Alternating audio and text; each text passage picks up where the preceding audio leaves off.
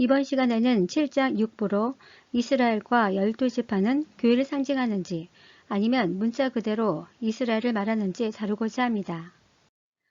이제 세 번째로 A환상에서 표현된 이스라엘의 12지파는 B환상에서 온 나라와 족속과 백성과 방언으로 대비되어 나타납니다. 그리고 이들이 교회, 즉 완성된 신부라는데 두 학설 간의 견해 차이가 없습니다. 그렇다면 이스라엘의 12지파는 교회를 나타내는 상징일까요? 아니면 문자 그대로 이스라엘을 말할까요? 이를 살펴보려면 먼저 두 가지 의문점을 갖고 시작해야 합니다. 첫째, 만약 교회라면 사도 요한은 왜 7장에서만 이스라엘로 표현했는가? 둘째, 만약 교회라면 사도 요한은 왜 7장에서만 12지파를 나열했는가입니다. 왜냐하면 사도 요한은 요한계시록에서 교회와 성도라는 표현을 종종 사용하고 있기 때문입니다. 먼저 교회를 상징한다면 신약의 사도 요한은 왜 이스라엘로 표현했는가입니다. 만약 사도 요한이 구약의 선지자였다면 교회를 모르기 때문에 사용한 표현으로 이해할 수 있습니다. 하지만 사도 요한은 신약의 사도로서 교회와 성도를 누구보다 잘 알고 있었습니다. 따라서 우리 하나님의 종들의 이마에 인치기까지 라는 표현을 하나님의 성도들을 인치기까지 또는 각 나라와 족속과 백성 방언에서 모든 성도를 인치기까지로 표현할 수 있었을 겁니다. 또한 이스라엘 자손의 각 지파 중에서 인침을 받은 자들이 14만 4천이니 라는 표현 대신 하나님의 성도들 중에서 인침받은 자들이 14만 4천이니 또는 인침받은 성도들의 수를 세어보니 14만 4천이라고 표현할 수 있었을 것입니다. 그런데 왜 굳이 이스라엘로 표현했는가입니다. 이를 위해 살펴볼 것은 사도 요한은 요한계시록에서 교회 성도라는 표현을 사용한 적이 없었을까요? 사도 요한은 신약의 선지자로 교회에 대해 누구보다 잘 알고 있으며 실제로 요한계시록 2장과 3장에서 교회라는 직접적인 표현을 사용하고 있습니다. 그리고 7장 9절 각 나라와 족속과 백성과 방언에서 라는 표현을 사용하고 있으며 또한 성도라는 표현은 요한계시록 전반에 걸쳐 13번 정도 사용하고 있습니다. 따라서 무천년설은 사도 요한이 왜 7장에서만 굳이 성도라는 표현 대신에 이스라엘이라는 표현을 사용했는지에 대한 합리적인 이유를 제시해야만 합니다. 이에 관해 무천년설은 로마서 2장 28절, 갈라디아서 6장 16절 등 교회가 영적 이스라엘이라는 근거를 통해 이스라엘을 역사적이며 문자적 의미로 이해할 하등의 이유가 없으며 이것은 하나님의 모든 백성, 곧 전체로서의 교회를 상징한다고 주장합니다. 그러나 이러한 주장은 교회가 영적 이스라엘이다 라는 논쟁은 뒤로 하고서라도 적어도 사도 요한이 왜 7장에서 교회 또는 성도라는 직접적인 표현을 사용하지 않고 이스라엘과 12지파라는 표현을 사용했는지에 대한 설명으론 볼 수 없습니다. 일부 무천년설에서는 당시 로마 박해가 극심하였기 때문에 각종 서신이나 안부를 전할 때 성도의 피해를 막기 위해 의도적으로 이스라엘을 사용했다고 주장합니다. 예를 들어 오늘날 박해받는 선교 지역에서는 선교사 대신 사장으로 호칭하고 선교 사역을 사업으로 표현하듯이 암호적으로 사용한 것으로 봅니다. 그러나 이러한 주장은 오히려 자기 동족인 이스라엘을 위험에 빠뜨리면서까지 교회를 보호했다는 논리가 되므로 합당하지 않습니다. 또한 요한계시록의 다른 장에서는 성도, 교회라고 표현되어 있는데 이를 어떻게 설명할 것인지에 대해 답해야 합니다.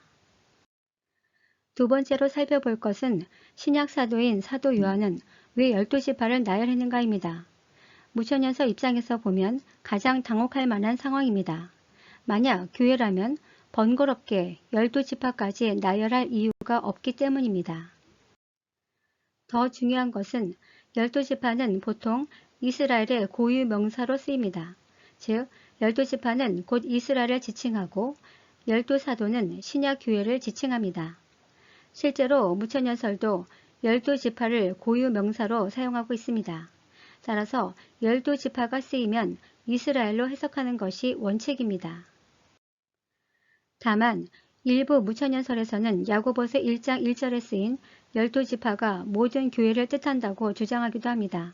하지만 보편적으로 야고보가 쓴 서신의 1차 대상은 로마 곳곳에 흩어진 예수 믿는 유대인이라는 사실에 모두 동의합니다. 그럼에도 불구하고 무천연설은 옥스포드 주석에서 밝힌 바와 같이 야고보서의 1차 대상이 유대인인 것은 맞지만 당시 이방 교회에는 이방 성도들도 많이 있었으므로 궁극적으로는 모든 성도를 향해 쓰여진 것이라고 주장합니다. 또한 열두 지파를 나열한 것에 관해서도 무천연서 입장은 민수기에 나타난 열두 지파 배열과 이름이 요한계시록 7장에 나열된 것과 다르기 때문에 이를 상징으로 해석해야 한다고 주장합니다. 예를 들어 민수기에는 르우벤 지파가 선두이지만 요한계시록에서는 유다 지파가 선두입니다. 그리고 민수기에는 레위 지파가 계수되지 않았지만 계시록에서는 레위 지파가 계수되었고 또한 민수기에는 에브라임 지파로 표현되었지만 계시록에서는 요셉 지파로 변경되어 표현되어 있습니다. 무천연설은 이를 근거로 상징인 교회로 해석해야 한다고 주장합니다. 이에 대해 전천연설의 반론은 먼저 사도 요한이 상징으로 해석하라고 의도적으로 다르게 배열한 것이냐고 반문합니다. 그렇다고 해도 그것이 열두 지파를 나열한 이유와 교회로 해석해야 할 이유가 되지 못한다고 봅니다. 무엇보다 이는 해명이 가능하기 때문입니다. 예를 들어 유다 지파가 앞으로 먼저 나온 것은 예수 그리스도가 속한 지파이기 때문에 신약에서는 이를 가장 먼저 앞으로 배열했다고 생각합니다. 그리고 레위 지파가 계수된 것은 민수기 때 레위 지파는 성막과 성물을 지켜야 했기 때문에 계수되지 않았지만 신약에서는 예수 그리스도의 십자가 사건으로 인해 더 이상 성막과 성물을 지킬 이유가 없기 때문에 레위 지파가 계수된 것입니다. 전천연설의 관점은 십자가 사건 이전 구약의 이스라엘 열두 지파는 혈통적으로 유지되어 왔습니다. 그러다가 십자가 사건 이후 교회가 세워졌고 초대교회 때는 예수 믿는 유대인과 예수 믿는 이방인은 서로 공존하였습니다. 그런데 AD 318년 기독교 공인 이후 예수 믿는 유대인의 명맥이 끊기고 이방 교회가 전 세계의 복음을 감당하게 됩니다. 이후 1900년이 지난 1948년 5월 이스라엘이 건국되면서부터 이방 교회의 선교로 인해 예수 믿는 유대인 수가 증가하기 시작하였고 이로 인해 다시 교회 연합이 이루어지고 있다고 주장합니다. 그리고 재림 직전 예수 그리스도를 믿는 유대인 중에서 열두 지파를 계수하고 있는 장면으로 해석합니다. 그렇다면 재림 직전 마지막 사명자로 왜 이스라엘을 선택했을까요? 여러 가지 이유가 있겠지만 그동안 전 세계 복음 전파를 이방 교회가 감당해 왔기 때문입니다. 또한 그 과정에서 이스라엘을 회복시킨 것도 이방 교회입니다. 따라서 재림 직전에는 이스라엘에게 장자로서의 책임과 역할을 부여하기 위해 마지막 사명자로서 선택한 것으로 볼 수 있습니다. 결국 사도 요한이 열두 지파를 나열한 이유는 예수 그리스도를 믿는 유대인을 표현하기 위함이고 그 목적은 첫 열매의 사명을 앞두고 계수한 것이며 천년 왕국을 위한 포석으로 보입니다.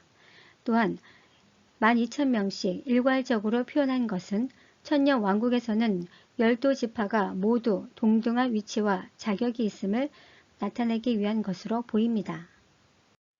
결국 하나님의 종 14만 4천명 이스라엘과 열두 지파를 종합적으로 분석해보면 이는 특별한 사명자를 뜻함을 알 수 있습니다. 그렇다면 이스라엘 14만 4천명에 관한 신천지와 같은 이단들의 해석 특징은 무엇일까요? 먼저 대부분의 이단들은 대상에 관해서는 무천연설의 상징적 해석을 차용합니다. 즉 무천연설은 이스라엘의 14만 4천명은 교회 성도라고 주장합니다. 마찬가지로 이단들도 교회 중에 참된 교회는 오직 자신들이며 오직 자신의 교리를 따라야 한다고 주장합니다. 이 둘의 공통점은 상징을 통해 자신들을 지목하고 자신들만이 구원의 대상이라는 데 방점을 찍습니다. 반면 전천연설은 마지막 사명자로 보는 견해로 이들이 순교당하여 첫 열매로 드려지는 역할에 방점을 둡니다. 따라서 이단들은 전천연설의 주장을 수용하기 어렵습니다. 자신을 따른 성도들에게 순교를 강요하거나 설득할 수 없기 때문입니다. 반면 휴거와 재림에 관해서는 전천년설을 차용합니다. 전천년설 내에서는 두 견해가 있는데 환란 전 휴거와 환란 후 휴거입니다. 대부분의 이단들은 환란 전 휴거를 많이 차용합니다. 먼저 환란 전 휴거는 삼중 재앙 직전에 교회가 휴거가 되며 삼중 재앙과 7년 대환란은 이스라엘과 휴거되지 못한 성도에게 주는 기회로서 그들이 당하는 환란이며 휴거된 교회는 천상의 교회에서 혼인잔치가 열린다는 견해입니다. 사실 여기서 수많은 이단들이 등장합니다. 왜냐하면 휴거 기준이 없기 때문입니다. 누가 휴거 대상이냐고 하면 누구나 참된 성도라고 주장할 것입니다. 그렇다면 누가 참된 성도냐라고 하면 여기서부터 중구난방이 됩니다. 그러다 보니 자신들이 내세운 교주, 교리, 신학을 따르는 것이 참된 성도의 기준으로 제시하면서 미혹합니다. 반면 환란 후 휴거는 삼중 재앙, 특히 7년 대환란을 이긴 자들을 대상으로 휴거시킨다는 견해입니다. 즉 전통 개신교 교단, 각종 이단, 카톨릭, 예수 그리스도를 믿는 이스라엘 등 여기 안에는 가라지와 알곡이 섞여 있는데 이들을 분류하는 방법이 바로 환란입니다. 따라서 환란 후 휴거에서는 이단이 나오지 않습니다. 왜냐하면 휴거의 기준이 환란을 통과하는 것이기 때문입니다. 즉 환란 통과라는 명확한 휴거 기준이 제시됨으로써 어떤 교주, 어떤 교리, 어떤 신학을 따르냐는 의미가 없게 된 것입니다. 이러한 시험을 통과한 축복은 성경 전반에 나타나는 하나님의 방식입니다. 결국 무천년설과 이단, 전천년설의 환란 전 휴거를 주장하는 사람들의 공통점은 고난을 통한 시험은 피하면서도 구원의 성취를 희망한다는 데 있습니다. 다음 시간에는 7장 7부로 승리한 교회가 누릴 하나님의 축복에 관하여 다루고자 합니다. 감사합니다.